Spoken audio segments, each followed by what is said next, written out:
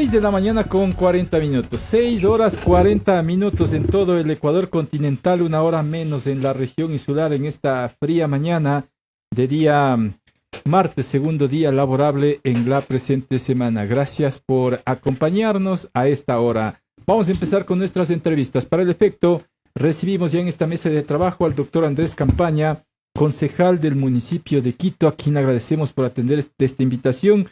Lo hemos invitado para hablar dos temas de interés de la comunidad, uno estrictamente local y otro nacional, que involucra obviamente a la ciudad capital a través del municipio capitalino. Pero empiezo con el primero, en la tasa de basura, que es preocupante para un alto número de ciudadanos en el distrito metropolitano, cuya planilla de tasa de basura les ha salido altísima, duplicado, triplicado, cuadriplicado. Y eso hace que dos de sus colegas muy en particular hayan presentado ayer en la Corte Constitucional una demanda de inconstitucionalidad a la ordenanza que se aprobó en el Consejo Metropolitano para la ubicación de este mecanismo de cálculo de la tasa de basura, y el cual ha sido ya criticado por el señor alcalde Pavel Muñoz, tachándoles de una serie de cosas que no corresponden a los dos concejales mencionados. ¿Cuál es su criterio respecto de este tema? ¿Cómo le parece esta presentación de inconstitucionalidad de sus colegas Aulestia y Merino? Bienvenido, buenos días. Buenos días, querido Jorge, Alexandra. Un gusto poder compartir en los micrófonos de Radio América. En efecto, hay preocupación por el pago de la tasa de basura que hoy es cobrada a través de la planilla del agua potable. Nosotros hemos tenido la posibilidad de recibir algunas denuncias y en mi caso personal yo estoy tramitando las mismas. De tal forma que aprovecho para mencionar a la ciudadanía que me escucha que cuando tenga dudas pueden recurrir a mí a través de mis redes sociales como Andrés Campaña o como @campana_uyo, o pueden visitarnos en el municipio de Quito para atenderles en este tema. ¿Cuál es la salida? Lastimosamente es un tema complejo y ahí yo creo que hay que actuar con muchísima responsabilidad. Este es un tema que primero se origina porque tradicionalmente y la ley permite de que la tasa de basura sea cobrada a través de la planilla eléctrica. El año pasado el gobierno nacional resolvió de que no iba a dar paso a ese tipo de cobro y hubo que buscar alternativas para realizar la recaudación de la tasa de basura. En mi caso personal, yo planteé de que es necesario modernizar el municipio, avanzar hacia, por ejemplo, modelos que ya tienen ciudades como Santiago de Chile y mucho más en Europa, que es el pago de basura en función de la producción de la misma. Es decir, que exista un sistema que permita el pesaje de la basura e identificar cuál es la tasa que corresponde. Andrés, pero eso a lo mejor llevaría algún tipo de inversión seguramente y sobre todo tiempo. ¿Y cómo hacemos si cada mes eso si el municipio dejara de cobrar esa tasa le costaría $6 millones al municipio como tal? Es así, querida Alexandra.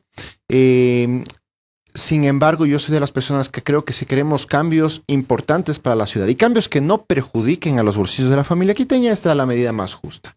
No iba a ser fácil, iba a requerir una inversión, ciertamente, pero era la alternativa técnica más viable y sobre todo socialmente justa. Pero en el inmediato...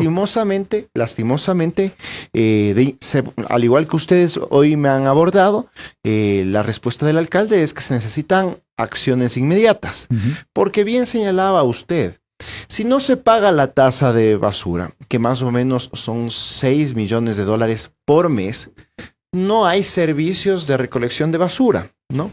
Entonces, también es muy demagógico y también es muy fácil decir, no se cobre la tasa, porque si no, ¿cómo vamos a financiar los servicios? Entonces, ahí precisamente surgió esta propuesta de que sea cobrada a través de la planilla del agua. Sus colegas, que no es la más técnica. Sus colegas Aulestia y Merino son demagogos. Yo creo que sí. Yo comparto en las preocupaciones en relación a que no existe una correlación entre la planilla del agua potable y la tasa. Comparto la preocupación, creo que no es el mecanismo más idóneo, pero yo por eso voté a favor de esta ordenanza, Pero tampoco podemos cruzarnos de brazos y decir no se cobre la tasa de recolección de basura. Sí, pero no porque debieron aprobar un mecanismo que afectaba a un segmento de la población quiteña.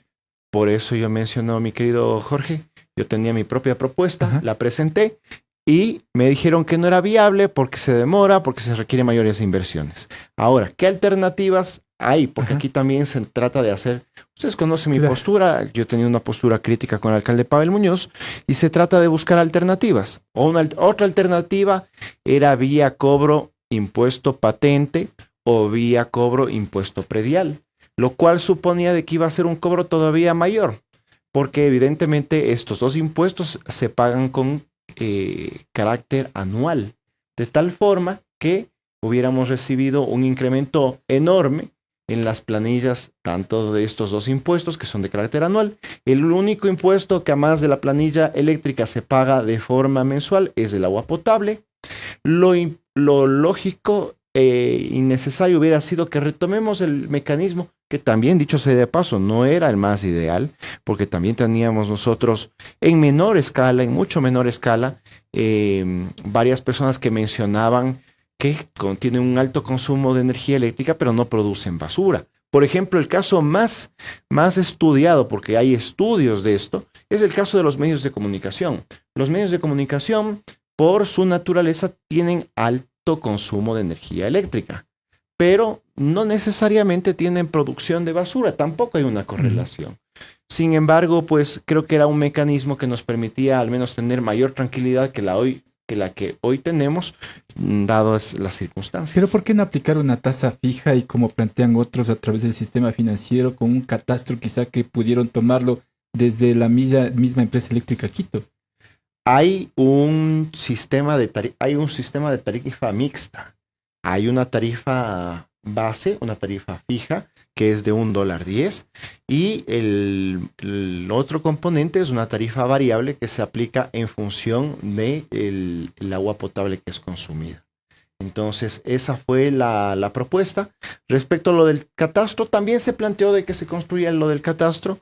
Sin embargo, importante mencionar, cuando se tomó la decisión, hay dificultades y hay que reconocerlas tal como son. Y es una lástima de que existan estos conflictos, tanto del gobierno nacional con el gobierno local, porque los que somos perjudicados somos los ciudadanos. Pero nos Entonces, quedamos no hay lamentándonos una- entonces, señor concejal. ¿No? Es importante que se tomen acciones correctivas. Yo había mencionado que en mi caso especial, nosotros tenemos una propuesta que además fue construida con algunas organizaciones que trabajan en estos temas, sobre todo en temas de economía circular, porque además también es necesario, incluso, por ejemplo, en el ámbito de la basura, pensar en otros aspectos, como la necesidad de poder apuntalar una política de reciclaje, es decir, menor producción de basura, hacer más eficiente la institucionalidad. A mí me sigue pareciendo inconcebible de que tengamos dos empresas públicas encargadas del proceso de recolección de basura. Tenemos Emaceo, que se encarga de la basura de pie de vereda hasta las estaciones de transferencia, y en GIRS, que se trabaja desde las estaciones de transferencia hasta su disposición final en el relleno sanitario. Entonces, evidentemente que hay que hacer muchos cambios y muchas mejoras al respecto. Andrés, ¿y ahora qué hacemos en la inmediatez, tomando en cuenta que todos los días vemos precisamente las quejas de los usuarios, la gente que dice no voy a pagar, pero también se encuentra con el problema de que si no pago me van a cortar el servicio? Ayer incluso por parte del concejal Merino se vio que se ponían demandas de inconstitucionalidad. Y por otro lado, el señor alcalde ha dicho que no va a haber una revisión de la misma. ¿A qué estamos condenados, por decirlo de alguna manera, en los próximos 3 meses? Ningún extremo es bueno para la ciudad. Yo creo que sí es necesario entrar a un proceso de revisión de la planilla. En lo personal, como he manifestado, yo estoy revisando los casos. Hay casos que he identificado de distinta índole y de distinta causa por el cual la tasa de recolección de basura es alta, y en función de eso deben hacerse las correcciones pertinentes para no afectar a la familia. Pero esas correcciones sí van a existir, porque al parecer tenemos entendido que les dicen pague primero y luego vemos. Yo soy de las personas que creo que es necesario que existan esas correcciones. Evidentemente, como ustedes conocen, yo pertenezco a una minoría y el que toma las decisiones fundamentalmente es el alcalde y EMASEO y también EMAPS, que son las empresas responsables de la recaudación de este tema. ¿Usted cree que de alguna manera esta decisión tomada por el gobierno en el mes de octubre pasado, si no estoy mal, fue correcta? Porque fue de un día para otro y está trayendo precisamente, como usted decía, una problemática ya a la ciudadanía específicamente. Lastimosamente, esa es la causa del problema. Una decisión unilateral, arbitraria, porque la ley es muy clara en señalar, la Ley Orgánica del Servicio Público de Energía Eléctrica, de que es un derecho que tienen los gobiernos autónomos descentralizados, el de Quito y de cualquier otro cantón del país, a solicitar que a través de las empresas eléctricas se dé la recaudación. Así venía funcionando durante varios años, así no teníamos los problemas que ahora tenemos. Hablando de derechos, ¿qué opina usted respecto a las aprobaciones de las reformas al COTAD que se acaban de dar precisamente? Precisamente, actuando en la misma coherencia, esta también es otra decisión en el cual desde el gobierno nacional se busca perjudicar sobre todo y fundamentalmente a los servicios sociales. Nosotros el día de ayer hemos presentado una acción de inconstitucionalidad también, porque evidentemente el fondo de este problema no es, como se ha mencionado, nosotros, que va a mejorar. Perdón, ¿nosotros como municipio o usted No, como Andrés? Yo como Andrés Campaña. Okay. Sí. El proyecto de ley, o ahora la ley vigente desde el día de ayer, no resuelve el problema que en varias veces hemos tenido la gentileza de poder tratar en estos espacios. Yo he sido fuertemente crítico en relación a la ejecución presupuestaria, en relación a la calidad del gasto. Evidentemente estoy totalmente de acuerdo, pero la ley no resuelve esos problemas. Hoy, por ejemplo, se menciona de que existe un proceso de contratación de $1,500,000 en comunicación, pero resulta que a la partida que corresponde a comunicación, a esa partida no se le puso ningún limitante. A las partidas que se les puso limitantes son precisamente a las partidas que tienen que ver con los servicios sociales. Pero esas partidas tienen que sufrir algún cambio ya con esta ley aprobada, pues en el ejercicio fiscal de cada municipio. Ciertamente, ese es precisamente el problema, porque claro, hoy por ejemplo el conjunto de gobiernos autónomos descentralizados, los 222 cantones del país, las 23 prefecturas, tienen como asignación por parte del gobierno nacional $3,400 millones. Ahora, con estas reformas, eliminando las partidas, por ejemplo, de personal de inversión y de transferencias, los montos que reciben los municipios es de $2,400 millones, es decir, 1,000 millones menos. Evidentemente que hay repercusiones. Y las repercusiones no las va a pagar Pavel Muñoz o cualquier otra autoridad, sino las repercusiones las va a pagar la ciudadanía. Las van a pagar, por ejemplo, los 23,000 adultos mayores que son atendidos en 600 puntos del 60 y piquito y que sus talleristas son pagados con $2 millones por el municipio de Quito. Pero esa supuesta reducción presupuestaria de alrededor de $1,000 millones se concretaría siempre y cuando el municipio de Quito y otros municipios del país sean ineficientes en la gestión y en la inversión de gasto y obra pública. Sí, pero hay que mejorar las capacidades para que así sea, por un lado, y por otro son recursos que no se los puede reducir. Por ejemplo, vuelvo a manifestar el caso de los 60 y piquito. Son $2,5 millones que se paga a los talleristas de los 60 y piquito. Eso no se lo puede reducir, porque si se reduce, lo que va a significar es que tengamos menos talleristas para nuestros adultos y que mayores. seguirá tomándose en cuenta como un gasto corriente. Lo que afectará precisamente ese cálculo del 70-30 de gasto. Exactamente. Pasa igual en el ámbito de la salud. En el ámbito de la salud, ustedes también conocen, yo fui un promotor de la ordenanza de salud mental. Hoy tenemos a más de 47,000 personas atendidas en el ámbito de la salud mental. Pero para eso necesitamos, el municipio tiene casi 100 psicólogos y psiquiatras que trabajan en atender a los usuarios en materia de salud mental. Tenemos, por ejemplo, 6 psicólogos que trabajan 24 horas del día los 7 días de la semana en el ECO 911 para atender los primeros auxilios psicológicos. Entonces, ¿cómo recortamos, querido Jorge, ese presupuesto con la finalidad de sí, en efecto, y habría que ver cómo se acortan los gastos corrientes, pero sin afectar a la población? O más grave aún, discúlpeme que le diga, el caso del transporte público. Ajá. Son 122 millones de dólares que se entrega a Ecovía, Trolebús, Metrobús Q, Alimentadores, Metro de Quito, que va a pasar exactamente lo mismo que pasa con la planilla con la tasa de basura. Nosotros podemos fácilmente decir, entonces, ya no se va a financiar estos servicios. Subamos la tarifa, ¿Es cierto que la tarifa del metro va a subir de 45 a 1.90? No podría decir, me parece que es especular en cuanto a la tarifa. Lo cierto es que hoy la tarifa, para mantener la tarifa que se paga de 45 centavos en el metro de Quito y de 35 centavos en el sistema de transporte, el municipio pone 122 millones de dólares. Ahora, si es que se elimina ese pago de los 122 millones de dólares, porque se elimina la partida 78, ¿quién va a pagar esos 122 millones de dólares?